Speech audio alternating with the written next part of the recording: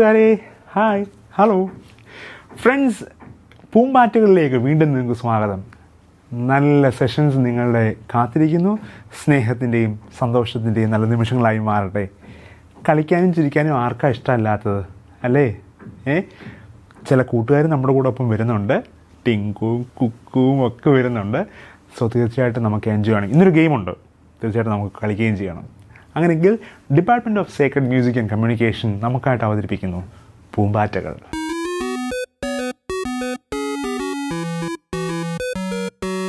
This is the day that the Lord has made, We will rejoice and be glad in it, ഉറങ്ങുവാണോ?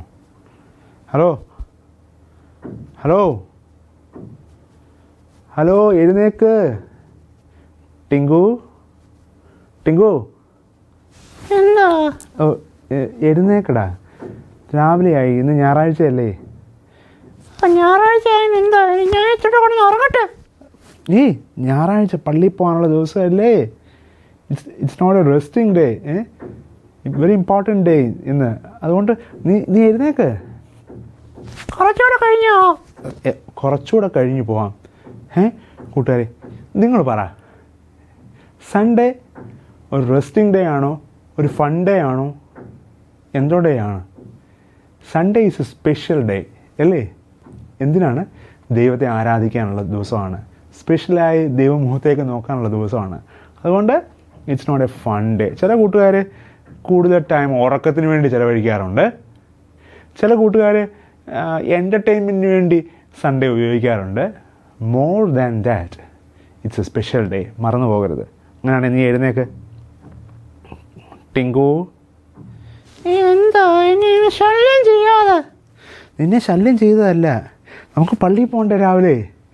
Okay, അതുകൊണ്ട് friends, Sunday രാവിലെ തന്നെ എഴുന്നേക്കണം. നിങ്ങളുടെ പള്ളിയിലൊക്കെ വിശുദ്ധ കുർബാന എപ്പോഴാണെന്ന് വെച്ചാൽ ആ വിശുദ്ധ കുർബാനയ്ക്ക് തന്നെ പോകണം. ചില കൂട്ടുകാരാണെങ്കിൽ വിശുദ്ധ കുർബാനയൊക്കെ കഴിഞ്ഞ് സൺഡേ സ്കൂളിന് മാത്രം പോകുന്ന കൂട്ടുകാരുണ്ട്. അങ്ങനെയുള്ള കൂട്ടുകാർ എനിക്കറിയാം. ആരാന്നറിയാമോ? നമ്മുടെ സൺഡേ സ്കൂളുണ്ട് ഒരാൾ. ആരാ അത്? പറയണ്ട, കൂട്ടുകാരെല്ലാം കേൾക്കും. അതുകൊണ്ട് ഫ്രണ്ട്സ്, സൺഡേ തീർച്ചയായിട്ടും വർഷിപ്പിന് വേണ്ടി വരണം.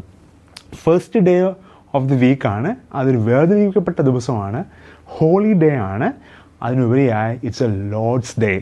പുറപ്പാട് പുസ്തകം 12-ാം അധ്യായം 16-ാം വാക്യത്തിൽ പ്രത്യേകിച്ച് ആ ദിവസത്തെപ്പറ്റി പറയുന്നുണ്ട്. ആ ദിവസം വിശുദ്ധ ദിവസം ആകയാൽ അതിനെ വേർതിരിച്ച് യഹോവയ്ക്ക് വേണ്ടി യാഗം അർപ്പിക്കുന്ന, അല്ലെങ്കിൽ ദൈവത്തിന് വേണ്ടി വിനിയോഗിക്കുന്ന നല്ല ദിവസമാക്കി മാറ്റണമെന്ന്. അതുകൊണ്ട് ഫ്രണ്ട്സ്, കിടന്നുറങ്ങാനാണോ നിനക്കിഷ്ടം? അല്ല, ഇനി ഞാനങ്ങനെ ചെയ്യത്തില്ല. ഇനി ഇവൻ ഇങ്ങനെ ചെയ്യത്തില്ല. കാരണം Sunday is a special day. It's not a fun day. This is the day that the Lord has made. ദൈവം ഉണ്ടാക്കിയ മനോഹര ദിവസമാണ്. ആ ദിവസത്തെ ദൈവത്തെ ആരാധിപ്പാൻ നമുക്ക് ഉപയോഗിക്കാം, ദൈവത്തെ വർഷിപ്പ് ചെയ്യാൻ ഉപയോഗിക്കാം. അതുകൊണ്ട് കൂട്ടുകാരെ, നിങ്ങൾ തയ്യാറാണോ? Yes, I am ready. ഇവൻ റെഡിയാണ്. നിങ്ങളോ?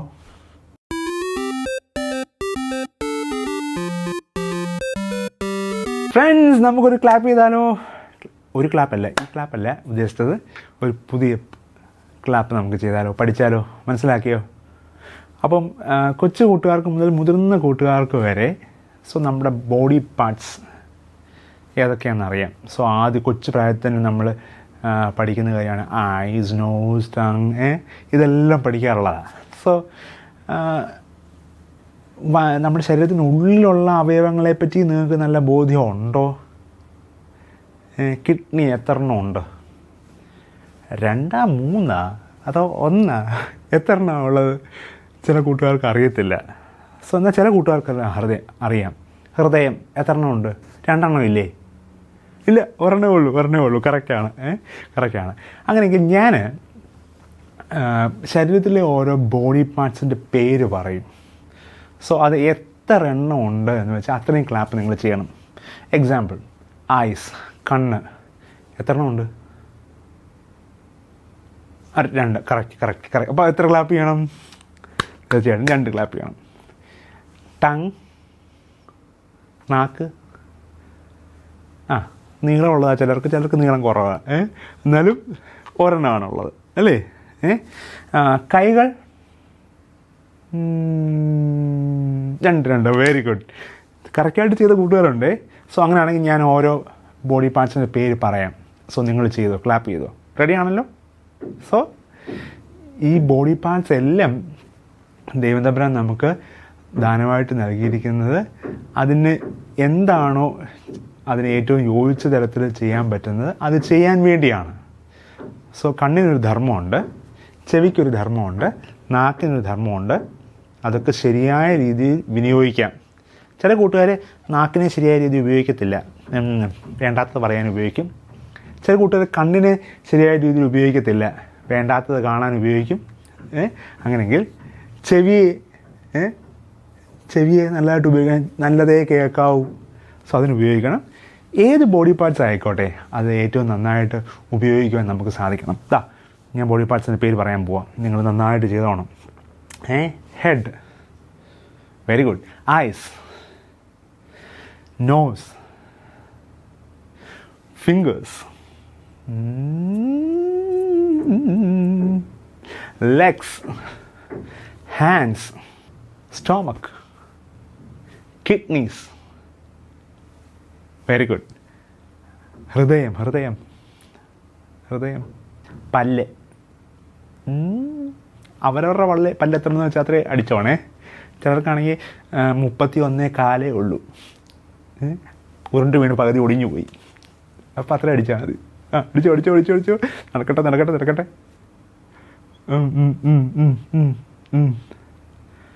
ഓക്കെ. Oh very good. ചിലർ കൗണ്ട് ചെയ്യാതെ അടിക്കുക. കൊള്ളാം, very good. So legs, nose, മൂക്ക്, വെരി ഗുഡ്. തലമുടി, തലമുടി എണ്ണാൻ പറ്റുമോ? അടിച്ചോ. നാളെ രാവിലെ വരെ ഇരുന്ന് മിക്കവാറും അടിച്ചുകൊണ്ടിരിക്കേണ്ടി വരും. ഫ്രണ്ട്സ്, എന്ത് മനസ്സിലാക്കാം ഈ ഒരു ക്ലാപ്പിൽ നിന്ന്? ഈ അവയവങ്ങളെല്ലാം, ഈ ബോഡി പാർട്സ് എല്ലാം തന്നെ അതിൻ്റെതായ ധർമ്മമുണ്ട്. അത് നന്നായിട്ട് നമുക്ക് കാത്തു പരിപാലിക്കേണ്ട ഉത്തരവാദിത്തമുണ്ട്. ചില കൂട്ടുകാർ അതിനെ കാത്തു പരിപാലിക്കത്തില്ല, നന്നായിട്ട് യൂസ് ചെയ്യത്തില്ല. 3 ആഴ്ച കൂടിയിരിക്കുമ്പോഴാണ് കുളിക്കുന്ന ചില കൂട്ടുകാർ. അങ്ങനെയെങ്കിൽ ദൈവം നൽകിയിരിക്കുന്ന ഈ മനോഹര ശരീരത്തെ അതിൻ്റെ കാവൽക്കാരാണ് നമ്മൾ, നന്നായിട്ട് സൂക്ഷിക്കുക. Are you agree with me? Yes friends. അങ്ങനെയെങ്കിൽ DSMC ഒരുക്കുന്ന ഈ മനോഹര കൂട്ടായ്മയിൽ നിങ്ങൾ ഈ കാര്യം അറിഞ്ഞിട്ടുണ്ടാകാം. നിങ്ങളുടെ കൂട്ടുകാരോടും ഇത് പറയണം. കൂട്ടുകാർക്കും ഇതിൻ്റെ സമയം പറഞ്ഞു കൊടുക്കണം. സമയം എപ്പോഴാണ്?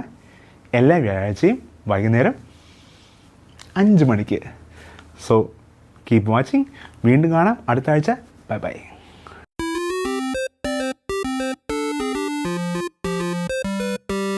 അപ്പോൾ കൂട്ടുകാരെ, നമുക്കൊരു മാജിക് കണ്ടാലോ?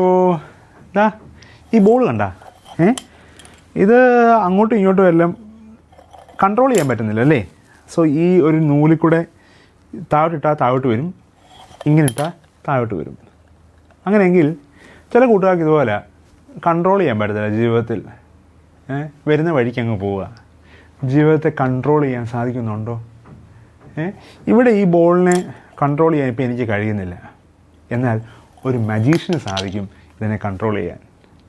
അങ്ങനെയെങ്കിൽ നമ്മുടെ ജീവിതത്തിൻ്റെ മജീഷ്യൻ ആരാണ്? നിങ്ങളൊന്ന് പറ. നമ്മുടെ ജീവിതത്തിൻ്റെ എല്ലാമായ നമ്മുടെ ജീവിതത്തെ നോക്കിക്കാണുന്ന ഒരു മെഗാ മജീഷ്യനുണ്ട്. അത് മറ്റാരുമല്ല, അത് യേശു കർത്താവ് തന്നെയാണ്, ദൈവം തമ്പുരാൻ തന്നെയാണ്. അങ്ങനെയെങ്കിൽ നമുക്ക് ആ വലിയ മജീഷ്യൻ്റെ മുമ്പിൽ നമ്മളെ തന്നെ ഒന്ന് സമർപ്പിച്ചാലോ? അങ്ങനെ സമർപ്പിച്ച് കഴിഞ്ഞാൽ നമ്മുടെ ജീവിതത്തെ കൺട്രോൾ ചെയ്യുന്നത് ആരായിരിക്കും? നിങ്ങൾ പറ. നമ്മുടെ ജീവിതത്തെ കൺട്രോൾ ചെയ്യുന്നത് അത് മറ്റാരും ആയിരിക്കത്തില്ല, അത് ദൈവം തമ്പുരാൻ തന്നെ ആയിരിക്കും. കൺട്രോൾ ചെയ്യാൻ ദൈവം തമ്പുരാന് സാധിക്കും. ഇപ്പം നമുക്ക് അവിടെ നിർത്തുകയാണ്. നമ്മൾ ഇച്ചിരി കഴിയുമ്പോൾ വിചാരിക്കുക ഇച്ചിരി താഴോട്ട് പോട്ടെ, അങ്ങനായി മാറട്ടെ, ഇങ്ങോട്ട് വരട്ടെ. തീർച്ചയായിട്ടും ദൈവം തമ്പുരാന് സാധിക്കും. ദൈവം തമ്പുരാൻ്റെ കരങ്ങളിൽ നമ്മളെ സമർപ്പിച്ചാൽ ദൈവം തമ്പുരാൻ നമ്മളെ കൺട്രോൾ ചെയ്യും.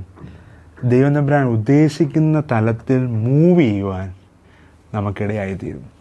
അങ്ങനെയാണെങ്കിൽ മക്കളെ, ഈ ലോകത്തിൻ്റെ കൺട്രോളിലായി പോകരുത്, യേശുത്താവിൻ്റെ കൺട്രോളിലായി പോകാം.